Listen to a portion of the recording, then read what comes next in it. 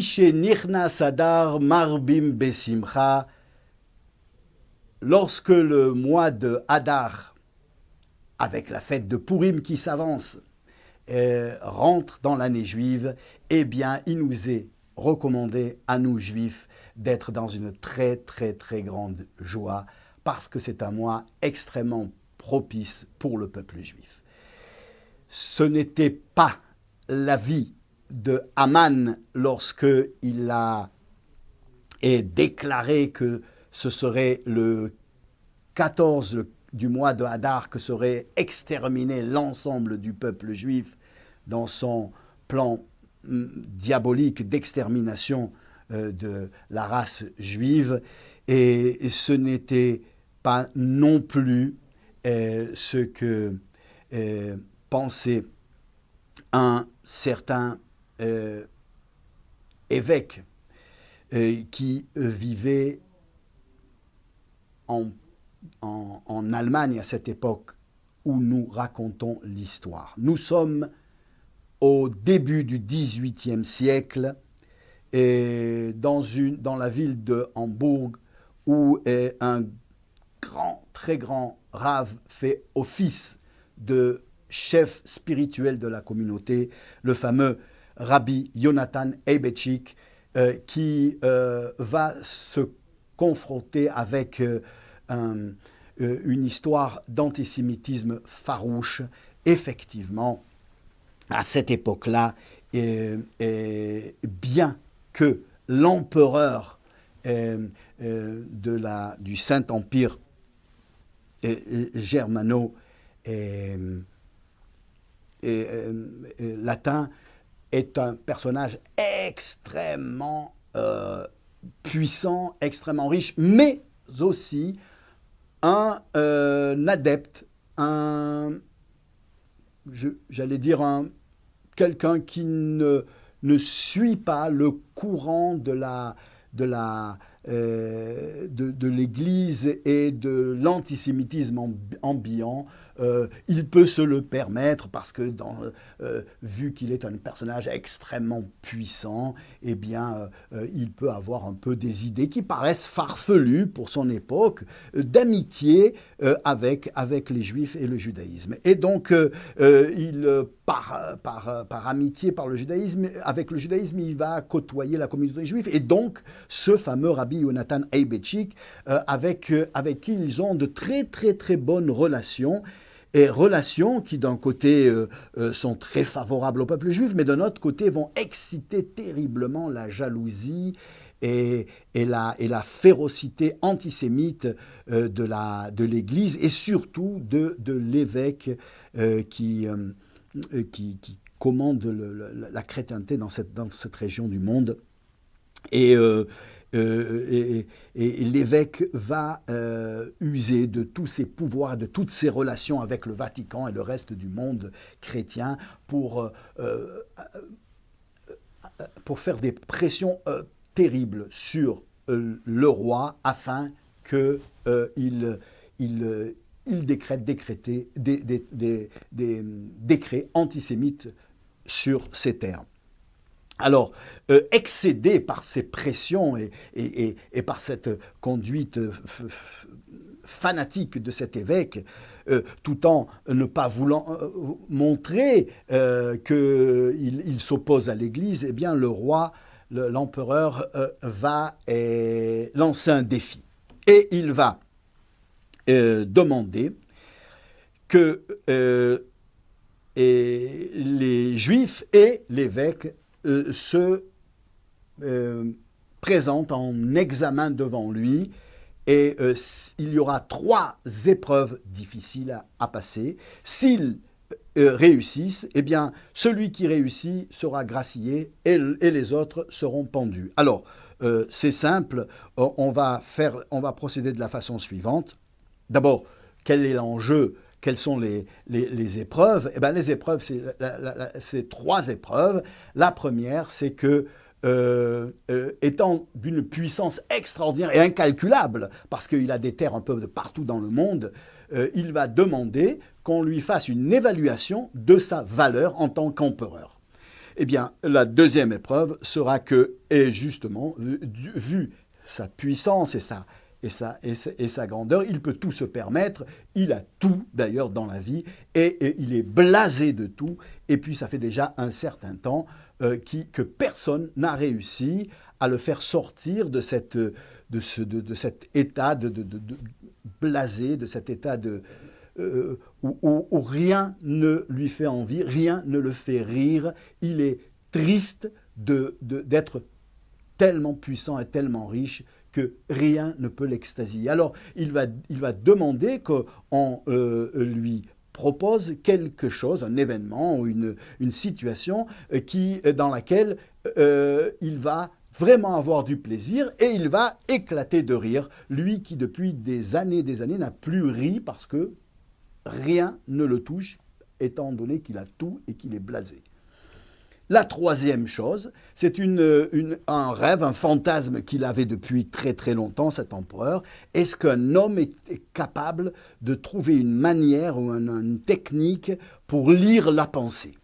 Alors, eh bien, il va demander qu'on trouve une technique pour lire la pensée. Alors, pour que les choses soient acceptées dans le monde, il va proposer la chose suivante. Eh bien, la communauté juive devra répondre à ces trois épreuves brillamment, et si elle ne répond pas à ces trois épreuves, eh bien,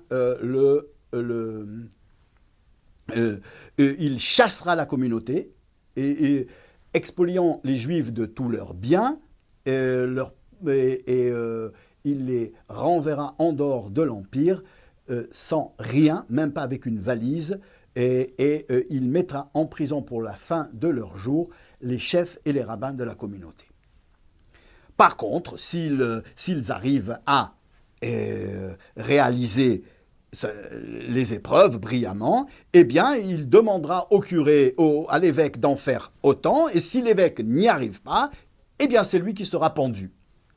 Alors, on accepte parce que c'est une chose qui est impossible de réussir, et l'évêque accepte, et donc le sort en est jeté. C'est aux Juifs, s'ils veulent rester sur le royaume, s'ils ne veulent pas que leurs maîtres et leurs dirigeants finissent dans les oubliettes de l'empereur et qu'il soit jeté sans emporter quoi que ce soit des terres du roi, il faut qu'il réussisse brillamment les trois épreuves.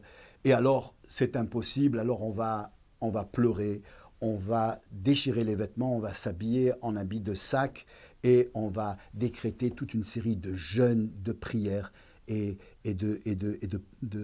pour supplier à Kadosh Baruch Hu de pardonner les fautes du peuple juif qui ont entraîné cette situation et de réclamer la grâce et la pitié du ciel. Eh bien, c'est ce que la communauté juive fait. Ils jeûnent, ils prient, ils pleurent, et puis le rabbi, Yonatan Ebetchik, va taper du poing sur la table et va dire d'arrêter tout ça. Il va, lui, brillamment réussir les trois épreuves. Alors on lui demande, mais comment c'est possible? Comment il va pouvoir lire dans la pensée? Comment il va pouvoir... Il va, lui, réussir brillamment les épreuves, mais à une condition, que les Juifs fassent un véritable Purim, une fête extraordinaire avec de la musique, avec des chants, avec des danses qui chantent la victoire, parce que lui, Rabbi Yonatan Ebetchik, peut réussir les trois épreuves, et c'est l'évêque qui sera pendu. C'était un maître exceptionnel.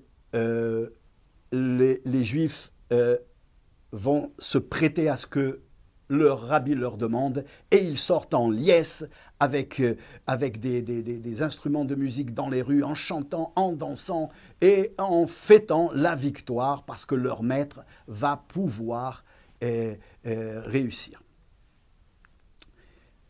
Devant l'effusion de joie des Juifs, l'évêque est transi de peur. Est-ce qu'ils auraient une possibilité de réussir il n'y pensait pas, il n'y rêvait pas, et il va se précipiter sur les premiers juifs qu'il va rencontrer, et effectivement, on va lui dire que oui, leur rabbi leur a dit de faire la fête parce qu'il sait répondre brillamment aux 3 questions. Alors l'évêque comprend que son sort est scellé et qu'il va bientôt finir ses jours. Il ne sait pas vers qui se tourner et il se précipite à la demeure du rabbi Jonathan Eibetchik et il le supplie de faire la paix. Lui ne sera plus antisémite, il promet qu'il va aider les Juifs, mais simplement qu'on lui donne à lui aussi la possibilité de réussir. Les 2 réussiront et les 2 vivront côte à côte. Il fait teshuva, il demande, il supplie. Et le rabbi Jonathan Eibetchik, qui comprend la fourberie de l'évêque, qu'il voit sa méchanceté, sa cruauté dans ses yeux, va se prêter au jeu. Il va lui dire, d'accord, si vraiment tu es sincère, eh bien, nous allons marcher ensemble. Et je vais t'apprendre, t'enseigner comment réussir ces épreuves. Et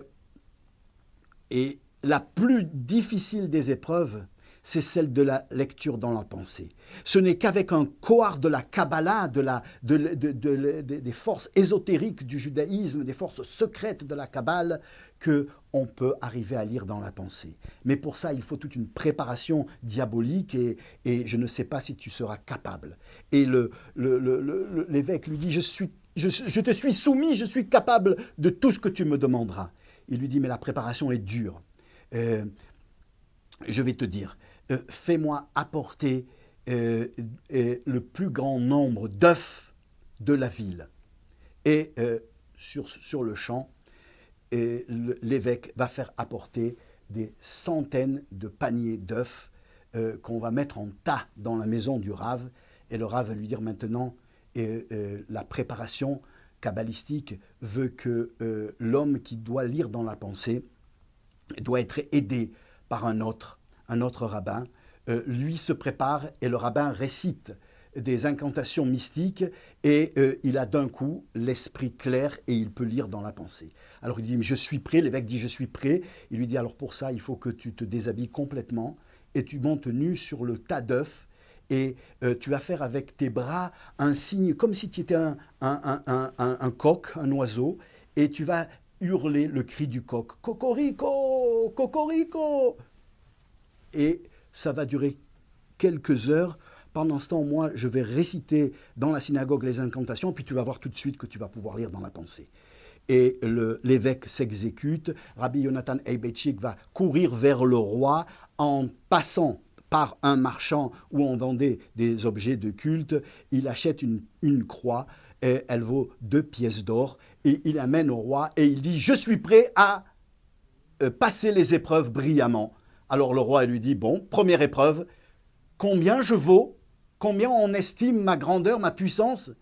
Il lui dit « Eh bien, à moins de 2 pièces d'or. » Il lui dit « Mais c'est un crime de lèse-majesté, tu ne sais pas à quel point je suis puissant, 2 pièces d'or. » Et alors il lui sort le crucifix et il lui dit « Est-ce que tu vaux plus que ça ou moins que ça ?» Et devant toute la cour, il dit, bien sûr, je suis tout petit devant cette image, ce crucifix, je vaux beaucoup moins que ça. Il lui dit, bien, je l'ai acheté 2 pièces d'or. Alors, il lui dit, bon, d'accord, j'accepte. Tu as réussi la première épreuve, mais est-ce que tu peux me faire rire? Je suis blasé de tout, j'ai tout. Il lui dit, viens, je vais te montrer quelque chose que tu n'as jamais vu. Et alors, il l'amène chez lui, et quand ils ouvrent la porte, il voit l'évêque nu sur un tas d'œufs, en train de faire l'imbécile, le cocorico, avec les ailes, en battant des ailes, des bras, et en hurlant le cri du coq. L'empereur, devant cette image de son évêque, chef de l'église romaine sur son territoire, dans cet accoutrement, sur les yeux en train de crier cocorico, il éclate de rire. Et alors il regarde le juif, il lui dit, bon, t'as gagné la 2e épreuve, mais la 3e, est-ce que tu peux lire dans ma pensée? Alors le rabbi Yonatan Ebetchik va le regarder dans les yeux et va lui dire, en ce moment, Majesté, vous êtes en train de dire, ces Juifs, leur Dieu les protège toujours, et encore une fois, ils nous ont gagnés. Et alors le roi le regarde, il dit, c'est exactement ce que j'étais en train de penser. Il va demander qu'on cette mascarade de cet évêque sur le tas d'œufs et qu'on le pende haut et court aussitôt. Les Juifs ont été débarrassés de la menace de cet antisémite et ils pourront vivre heureux et dégagés de tout souci pendant un bon bout de temps grâce à leur rabbi Yonatan Ebetchik, que nous aussi, nous ayons la force et le courage dès maintenant de fêter dans les rues avec trompettes et tambourins et d'une joie extraordinaire la victoire du peuple juif de sa galoute, de son exil avec l'arrivée du Mashiach très très très prochainement, qu'on la fête dès maintenant et que nous ayons le mérite par cette joie, par cet enthousiasme, par cette préparation, par cette Kabbalat Panim, cette réception du Melech HaMashiach, même avant même de l'avoir véritablement vu nous délivrer, qu'on mérite par cette position de joie et d'allégresse la délivrance finale de tous les affres de la galoute, dans la santé, dans la joie et dans l'enthousiasme. Amen.